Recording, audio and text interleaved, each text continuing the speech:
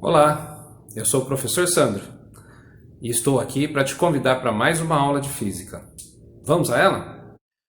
O tema da aula de hoje é o movimento circular e uniforme.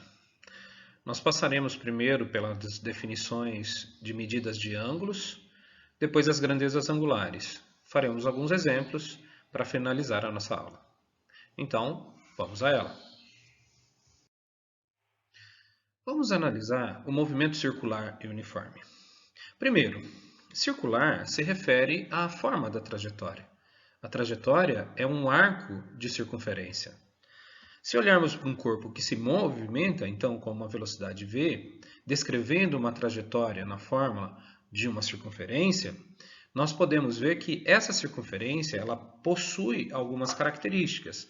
O que define uma circunferência é a distância do seu centro até a borda, que é o raio, né? Então, nós temos o centro da trajetória, que é representado por C, e a distância que vai do centro da trajetória até o corpo, que é o raio da trajetória. À medida que esse corpo se movimenta, ele se movimenta com velocidade de módulo constante. Por isso, o termo uniforme. Ao se movimentar, observe que essa velocidade é sempre tangencial a essa trajetória, né? E que para entender, para nós podermos medir as grandezas relacionadas a esse movimento, nós precisamos de um sistema de referência. Então, nós usamos o centro da trajetória como referência. Então, nós colocamos lá um par de eixos cartesianos que vão nos dar o nosso referencial. O ponto de partida sempre é o x positivo, o primeiro quadrante, e considerando sempre um movimento anti-horário como positivo, né? Ao se movimentar, esse corpo descreve um certo arco. Ele percorre uma distância que nós chamamos ΔS, que é o deslocamento desse corpo. Então, nós vamos chamar de deslocamento linear, simplesmente para diferenciar do deslocamento angular. Por quê? Porque ao girar, esse corpo também descreve uma abertura, que é medida em relação ao eixo x e o raio, né? Essa abertura me dá um deslocamento em ângulo, que nós chamamos de deslocamento angular, cuja unidade de medida é uma unidade de medida de ângulo, tá?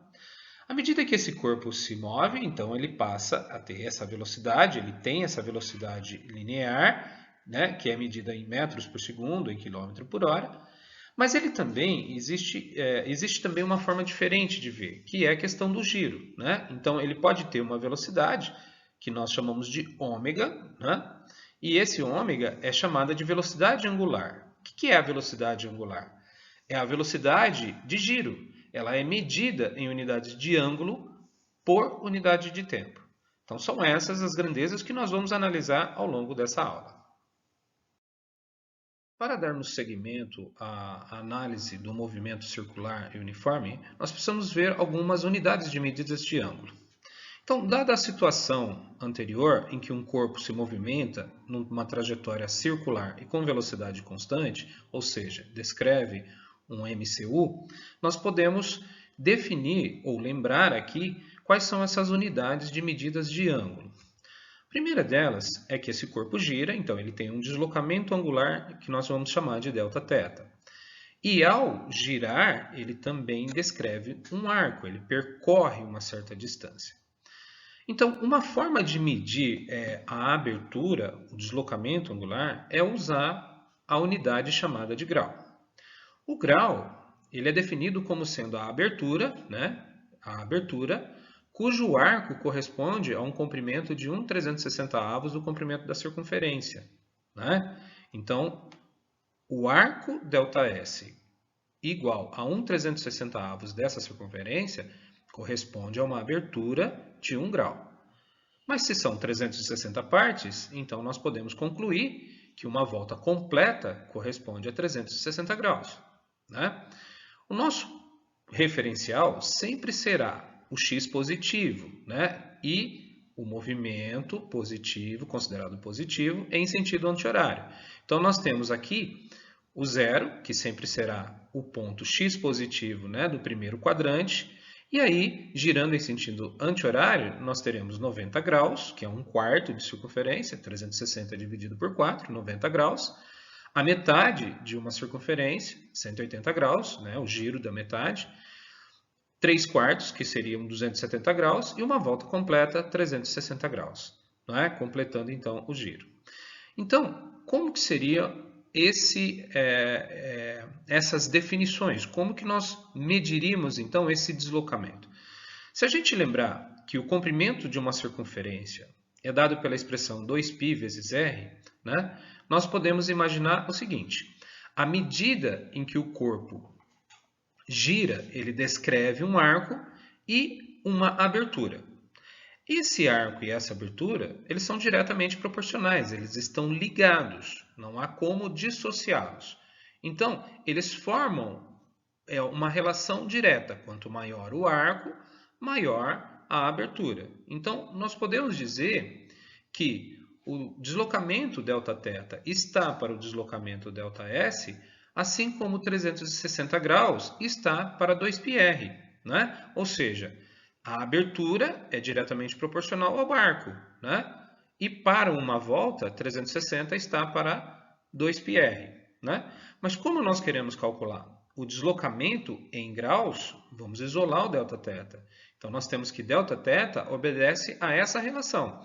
Ela é o comprimento do arco dividido por 2π, ou seja, é a fração que o arco representa da circunferência, vezes 360. Assim, você sempre tem, tendo o arco, você consegue obter o ângulo correspondente, o deslocamento angular correspondente. Tá? Vamos ver um exemplo rápido, né?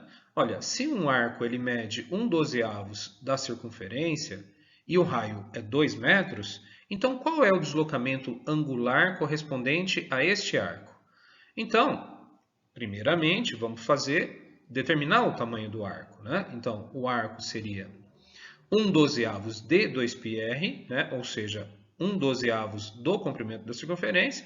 Substituindo esse valor, nós chegamos a um arco de comprimento π sobre 3 metros. Lembrando que nós estamos falando do ΔS, então é medido em metros. Se você preferir em decimal, né, isso dá 1,042472, né, metros. E lembrando que é muito comum a gente utilizar as frações de π, já que π é um número irracional. Uma vez obtendo o arco, eu posso utilizar a nossa expressão deduzida e determinar qual é o ângulo correspondente. Então, o Δθ é a fração do arco em relação ao comprimento total da circunferência vezes 360.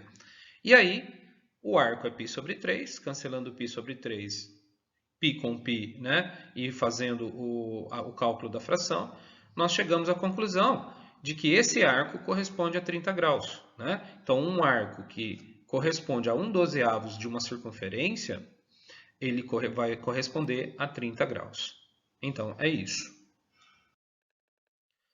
Existem várias unidades de medida de ângulo. Uma forma de nós vermos o nosso problema, né, é lembrando então que nós queremos medir um deslocamento angular, né? Esse deslocamento angular ocorre com uma certa velocidade angular e descreve um arco, né? Uma forma de nós medirmos essa abertura é comparando com o próprio raio da circunferência. Para isso, nós definimos uma nova unidade de medida de ângulo chamada radiano. Radiano vem de raio. Então, nós dizemos que um radiano ele corresponde a uma abertura cujo comprimento do arco corresponde a um raio. Então, vejamos como é essa apresentação. Então, chegando aqui, o que define uma circunferência é exatamente uma distância, chamada raio. Se nós pegarmos um arco cujo comprimento é igual ao raio, nós iremos perceber o quê? Que a abertura corresponde a 1 radiano, nós definimos isso. E que numa circunferência completa, nós temos 2π radianos. Né? Isso vem da própria definição do comprimento da circunferência. Né? Então, uma volta completa cabem 2π raios. 2 vezes π o raio. Então, nós dizemos que uma volta completa ela contempla 2π radianos. Lembrando que o π é um número irracional, né? Então, esse número é um quebradinho, tá? Então, voltando à nossa referência, sempre primeiro quadrante, eixo x, né, como referência. Então, nós temos 0 radiano. 1/4 de volta corresponde a π sobre 2. Por quê? Porque meia volta é π, corresponde a 180 graus, né? Então, a metade é π sobre 2. Então, 90 graus seria π sobre 2. 3/4 de voltas, 3π sobre 2. E uma volta completa, π sobre 2. Como medir o deslocamento angular? Observe que, uma vez definindo o raio como referência, né, e obtendo então o radiano, tudo fica mais simples, porque o radiano é um número real, ao invés do grau, que é uma base de 60. Né? Então, aquela nossa formulazinha do slide anterior, que falava sobre o deslocamento angular, falava que o Δθ é a fração do arco em relação à circunferência total vezes 360. Mas nós sabemos, então, que uma volta em 360 é igual a 2π radianos. Então, em radianos, nós trocamos o 360 por 2π.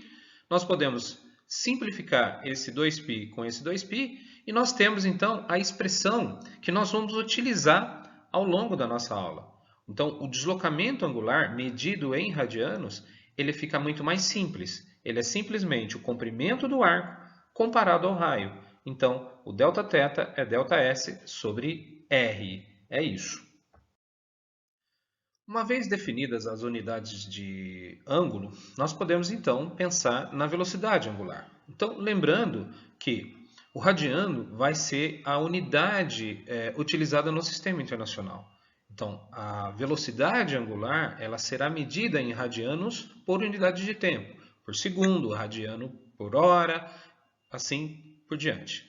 Então, o nosso deslocamento Δθ, né, ele é medido em radianos, né, e não em graus, e esse deslocamento está associado ao arco ΔS. Se nós pensarmos nesse arco em radianos, então nós sabemos que o Δθ é o ΔS comparado ao raio, é quantas vezes o raio cabe nesse arco. E nós também podemos, a partir dessa definição, determinarmos o ΔS em função do deslocamento angular, ou seja, invertendo a fórmula. Então, o ΔS é o Δθ vezes R. O deslocamento linear ele é igual ao deslocamento angular vezes o raio. Né? Então, fica fácil determinar esse raio a partir do momento que eu tenho esse deslocamento angular. Pensando então na velocidade angular ômega, como que nós definiríamos essa velocidade? Bom, primeiro, ela vai ser medida no sistema internacional pela unidade radianos por segundo, tá? E a velocidade angular nada mais é do que a variação angular, o deslocamento angular que ocorre no tempo, né? Então, a velocidade de giro, a velocidade angular de giro, ela é o deslocamento em ângulo, né, por tempo. Quanto mais rápido ele gira, maior esse número. Né? Lembrando que o Δθ nós podemos associar ao ΔS, eles estão indissociáveis, na verdade. Né? Um Δθ corresponde a um ΔS. Então, nós podemos trabalhar um pouquinho dessa relação entre as velocidades angular, a velocidade angular e a velocidade linear. Então, observe que ΔS é Δθ vezes R. Se nós dividirmos isso pelo tempo que ele demora para percorrer esse arco, para percorrer esse Δθ, então nós podemos chegar a essa definição, que V é igual a ômega R, onde V é o ΔS por ΔT, já que a velocidade é constante. E o Δθ por ΔT é o ômega, é a velocidade de giro. Então, essa relação V igual a ômega R me dá a relação entre as velocidades linear e angular, a velocidade de giro e a velocidade linear, em linha. Né? Observe que as grandezas angulares, elas são definidas, as grandezas lineares, perdão, são definidas como as grandezas angulares vezes o raio. Então, nós temos ΔS igual a Δθ vezes o raio. E que V é igual a ômega vezes o raio, né? Então, essa é a relação fundamental do movimento circular uniforme. Vejamos um exemplo simples de como converter radianos em graus e graus em radianos. Então, converta os ângulos abaixo em radianos ou graus. Então, eu tenho 2π sobre 5 radianos, eu quero converter em graus, e eu tenho 36 graus, eu quero converter isso em radianos. Então, o que a gente tem que lembrar? A gente deve lembrar que π radianos corresponde a 180 graus, né? É a metade de uma volta completa. Então, 2π sobre 5, pensa, 2π é 360, é 2 vezes 180, né? Que dividido por 5 vai dar 72 graus. Então, é relativamente simples produzir essa conversão, né? É lembrar que o π radianos é igual a 180 graus. E aí, substitui diretamente e faz a conta, tá bom? Já quando nós temos um número em graus e nós queremos converter para radianos, nós devemos lembrar novamente do mesmo fato, que π radianos corresponde a 180 graus. Mas faça a pergunta, se π radianos é 180, 36 graus vão corresponder a quantos radianos? É uma relação direta, né? Então, multiplica cruzado, 180 vezes x igual a 36 vezes π. Passa o 180 dividindo e simplifica a fração e você vai ter π sobre 5 radianos. Sempre é bom lembrar que a gente representa radianos em termos de frações de π. Por quê? Porque o π é um número irracional. Vejamos um exemplo clássico. Qual a velocidade angular da Terra? Qual a velocidade linear de um corpo sobre a linha do equador terrestre, dado o raio da Terra? Bom, a Terra, como nós sabemos, ela completa uma volta a cada 24 horas. Então, nós temos esse tempo, né? Nós temos um movimento que se repete, né, a cada 24 horas. Então, nós dizemos que esse movimento é periódico, que ele obedece a um período. Para determinar essa velocidade angular, eu uso a própria definição. Eu vou ver qual é o deslocamento angular nessas 24 horas e o tempo, eu sei que é 24 horas. Então, eu posso determinar a velocidade angular. Já a velocidade linear de um ponto, eu posso determinar a partir da velocidade angular. Tendo a velocidade angular, eu sei que a velocidade linear nesse ponto é a velocidade angular vezes o raio. Então, vamos à resolução. Então, nós sabemos que a Terra demora 24 horas para completar uma rotação. Assim, nós temos que o ômega é 2π, né, porque nós vamos ter um deslocamento de uma volta completa, 2π, em 24 horas. Isso me dá uma velocidade angular de π sobre 12 radiano por hora. Né? Observe que o tempo está em horas, né, 24 horas, então radiano por hora. Se eu fosse converter isso para ângulos, como que seria? Né? Nós sabemos que π corresponde a 180 graus, então nós teremos π sobre 180 sobre 12, né? O que daria 15 graus por hora.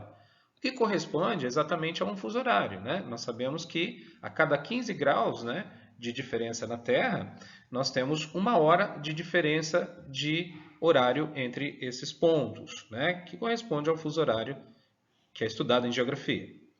Agora, qual que seria então a velocidade de uma pessoa, de um ponto que está na linha do Equador? Né? Então, lembrando, né, olhando de um ponto fixo do espaço a Terra girar, com que velocidade esse ponto giraria? Né? Nós veríamos. Então, utilizando a definição, V igual a ômega vezes R. O ômega é π sobre 12, usando sempre em radiano, tá? Nunca utilizar grau. E estou usando o raio em quilômetro, então isso vai sair em quilômetro por hora. Então a velocidade desse ponto seria uns incríveis 1.667,66 km por hora, uma velocidade altíssima, mais rápido que a velocidade do som. Um outro aspecto do movimento circular que nós temos que observar é que ele é periódico. Isso quer dizer, ele se repete a cada intervalo de tempo. Ele obedece a um período. Então, a gente define a frequência como sendo o número de voltas que vai ocorrer num determinado tempo. Então, essa unidade de frequência ela é muito importante. Então, ela é n sobre ΔT, onde n é o número de voltas. Se nós considerarmos uma volta, e considerando que o movimento é uniforme, que a velocidade é uniforme, o tempo de uma volta passa a ser uma constante, porque ele sempre será igual a cada volta. Então, a frequência, se nós pegarmos uma volta, né, o tempo de uma volta será o que nós chamamos de período. Né? Então, a frequência é 1 sobre o período. Né? E esse período, essa frequência, na verdade, ela é medida em ciclo por segundo, em rotação por segundo, em oscilações por segundo, que é chamado no Sistema Internacional de Hertz. Tá? O período, então, é o tempo de uma volta, e ele é o inverso da frequência. Né? Eu posso inverter a equação e considerar que o tempo, o período, né, o tempo de uma volta é o inverso da frequência. Sabendo isso, eu posso dar mais uma olhada na velocidade angular. Então, o ômega é o deslocamento angular no tempo. Se a gente pensar em uma volta, o que nós temos? Uma volta, o deslocamento é 2π radianos. E o tempo de uma volta é o período. Então, eu posso escrever a velocidade angular em termos do período. A velocidade angular é 2π sobre t, né? Porque o deslocamento é 2π e o tempo é um período. Por outro lado, 1 sobre t é a frequência. Então, eu posso escrever que o ômega é 2π vezes f. Essas duas relações nos ajudam bastante e simplificam o cálculo da velocidade angular. Então, nós temos aí a velocidade angular em função da frequência. É isso. Vejamos um exemplo de aplicação da frequência e do período. Né? Então, ele diz o seguinte, o motor elétrico ele gira com 3.600 rotações por minuto, né, RPM, e nesse caso responda qual a frequência do movimento em hertz, qual o período do movimento em segundos e qual a velocidade angular em radianos por segundo. Esse número, 3.600 RPM, já é uma frequência, né? Porque a frequência é o número de voltas do tempo. Então, são 3.600 rotações em 1 minuto. Né? Convertendo esse minuto em segundos, nós obtemos os hertz. Né? Então, são 3.600 rotações em 60 segundos. Então, RPS, que já é o hertz. Né? Fazendo a conta, nós obtemos 60 rotações por segundo. Né? É uma velocidade, uma frequência alta. Né? Então, nós temos 60 Hz. Qual o período do movimento? O período do movimento é o inverso da frequência. Então, o período é 1 sobre 60 segundos. É 1/60 de segundo. É um tempo bem pequeno, já que a frequência é alta. Né? Fazendo em segundos, né, em decimal, você tem aí 167 milésimos, aí, né, 16,7 milésimos de segundo. Né? Já a velocidade angular, nós podemos usar, por exemplo, a expressão 2π vezes a frequência. Né? Então, o ômega vai ser 2π vezes 60, que dá 120π radianos por segundo. Se você lembrar que uma volta é 2π radianos, isso são 60 voltas por segundo. Obrigado pela atenção. Utilizem os canais de comunicação disponíveis. Bons estudos e até breve.